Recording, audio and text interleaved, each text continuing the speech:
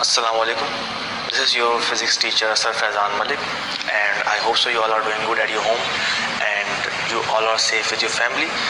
As you all know that due to coronavirus pandemic, we are unable to conduct your physical classes, so we have switched to the online teaching system. So in today's physics lecture, we are going to discuss chapter number 3, kinematics of linear motion. As you guys already have some description about it, so we are going to discuss this more, and we'll try to discuss about rest, motion and types of motion. So let's start.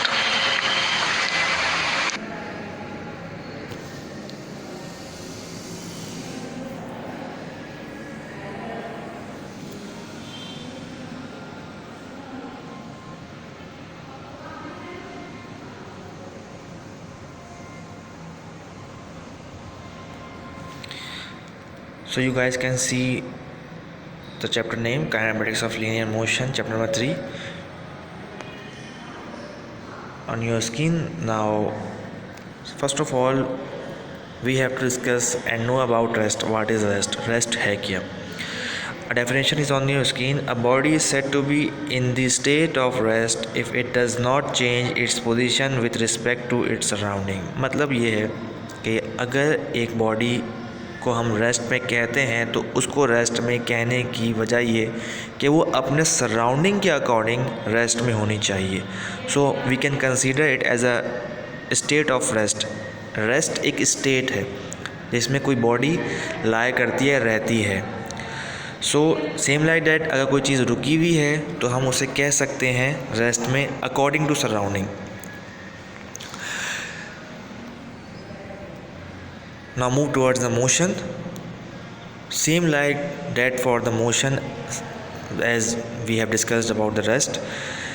Motion के अंदर भी a body is said to be in the state of motion if it changes its position with respect to its surrounding. कोई body state of motion में होती है उस वक्त जब वो अपने सराउंडिंग के अकॉर्डिंग मूव कर रही हो. मीन्स अगर कोई बॉडी चल रही है, मूव कर रही है, अपनी पोजीशन को चेंज कर रही है विद रिस्पेक्ट टू सराउंडिंग, तो वी विल से इट कि वो स्टेट के अंदर है जो स्टेट है रेस्ट मोशन की, जिस तरह हमने रेस्ट का डिस्कस किया था.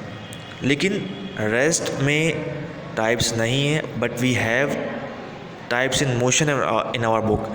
सो विल डिस्कस कि हम मोशन की कौन सी टाइप्स हैं. मोशन के हमारे पास 3 टाइप्स हैं. मोशन फर्स्ट टाइप है translatory motion, rotatory motion second type है, और थर्ड टाइप है वाइब्रेटरी और ऑसिलेटरी मोशन. ट्रांसलेटरी मोशन को हम लीनियर मोशन भी कहते हैं. As you can see on your screen, translatory or linear motion means when a body moves on a straight path and the direction of the motion remains constant during its motion. Its motion is called translatory or linear motion. Means कि अगर एक body अपनी position change कर रही है इन a straight line तो उसे हम ट्रांसलेटरी या लीनियर मोशन कहेंगे. Linear means line. Linear word निकला ही लाइन से है. आप देख सकते हैं कि लीनियर के अगर हम ए आर हटा दें आखिर से तो ये लाइन बन जाता है. सो लीनियर वर्ड निकला लाइन से है. Linear motion means straight line की एक मोशन, जो मोशन एक स्ट्रेट लाइन में हो. सो इसकी एग्जांपल भी डिस्कस की हुई है नीचे. मोशन ऑफ अ कार और अ बस. आप देख सकते हैं, आपको पता भी होगा कि जब कार चलती है तो वो एक लीनियर स्ट्रेट रोड के ऊपर सीधी चलती है. या हम ऐसा भी कह सकते हैं कि वो जब अपना एक पॉइंट शिफ्ट करती है सेकंड पॉइंट, तो लास्ट जो फर्स्ट पॉइंट होता है उस पर दोबारा नहीं जाती, वो अपने पॉइंट को शिफ्ट करती जाती है और मूव फॉरवर्ड आगे ही बढ़ती जाती है, पीछे वापस नहीं आती. ठीक है. Now the second type is rotatory motion. Rotatory motion is another type of motion जिसके अंदर बॉडी सर्कुलरली पाथ में मूव करती है. इसे हम सर्कुलर मोशन भी कह सकते हैं.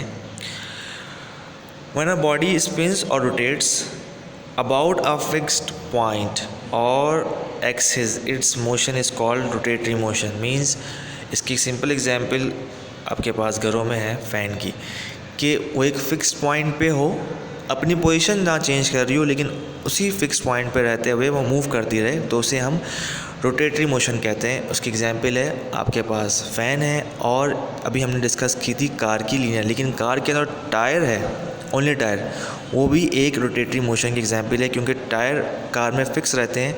कार पूरी पोजीशन चेंज करती है, लेकिन टायर मूव होने के बावजूद भी पोजीशन चेंज नहीं करते, वो अटैच रहते हैं कार से। तो इस तरह की हमारे पास बहुत सारे एग्जांपल्स हैं। Now the third type of motion is vibratory and oscillatory motion. When a body moves to and fro about its its position is called vibratory or oscillatory motion. Means कि अगर एक बॉडी अपनी motion को repeat करती है तो उसे हम वाइब्रेटरी और ऑसिलेटरी मोशन कहते हैं। वाइब्रेटरी और ऑसिलेटरी मोशन की एग्जांपल, क्लॉक का पेंडुलम। आपने अगर देखा हो कि जो बड़ी क्लॉक्स होती हैं, इसके अंदर एक पेंडुलम मूव कर रहा होता है और वो बार बार एक ही डायरेक्शन में to and fro, in a motion of to and fro direction move करता रहता है। टू एंड फ्रो को और समझने का तरीका अच्छा ही है कि आपने पेंडुलम को देखा होगा, अगर जिसने देखा है, कार्टून्स में अक्सर दिखाया जाता है और टीवी में हम देखते हैं कि वो जो पेंडुलम होता है वो जिस पोजीशन से जाता है उसी पोजीशन पे वापस आता है, और जिस रास्ते से जाता है उसी रास्ते के थ्रू ही वो वापस आता है। और उसको और अगर अच्छा समझाएं, हम एग्जांपल अगर समझने की कोशिश करें, so we have a pedestal fan और अ वॉल माउंटेड फ़ैन। जब हम पेडिस्टल फ़ैन और वॉल माउंटेड फ़ैन को रोटेशन में डालते हैं, मीन्स हम कहते हैं कि पंखे को घुमा दिया जाए, so it's an example of vibratory और ऑसिलेटरी मोशन। क्योंकि जो फ़ैन मूव होता है तो फ़ैन जैसी डायरेक्शन पे मूव होके जाता है उसी डायरेक्शन से मूव होके वो वापस आता है। मीन्स जिस डायरेक्शन से कोई बॉडी जाए और वो एक सर्कुलर पाथ में अपने रोटेशन को कंप्लीट ना करे, बल्कि वो उसी डायरेक्शन पे वापस आ जाए। वो लीनियर भी हो सकती है, वो एक इन आर्क भी हो सकती है। तो उस मोशन को हम कहते हैं वाइब्रेटरी और ऑसिलेटरी मोशन। मीन्स कि वो जिस डायरेक्शन से जाता है उसी डायरेक्शन से वापस आ जाए, बिना एक रोटेशन या कोई लाइन को कोई कवर किए। सो I hope so you guys may understand about rest, motion and types of motion. So you have to write all these things in your physics notebook and try to complete all your previous work and submit it on the given dates to the school. Take care of yourself. Thank you. Allah Hafiz.